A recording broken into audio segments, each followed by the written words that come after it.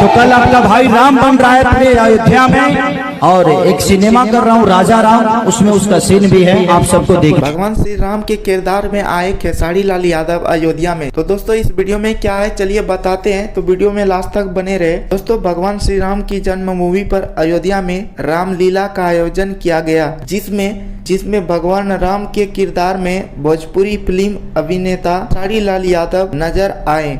श्री राम का किरदार निभाते हुए खेसारी लाल ने कहा कि मैंने कभी सोचा नहीं था जिस श्री राम ने हमें जन्म दिया कभी उसके रोल में खड़ा होना पड़ेगा। यह मेरे जीवन का सबसे बड़ा किरदार है, जो भाग्य है कि ऐसा मुझे मौका मिला। तो दोस्तों मैं बता दूं कि ये खेसारी लाल का सबसे बड़ा फिल्म होने वाला है, जो इस फिल्म का नाम है राजा राम। दोस्तों अयोध्या में इसका शूटिंग भी शुरू से हो गई है और आप लोग दोस्तों बेसब्री से इंतजार भी करते होंगे। तो इस वीडियो को लाइक करके चैनल को सब्सक्राइब कर दीजिएगा नेक्स्ट अपडेट पाने के लिए। धन्यवाद।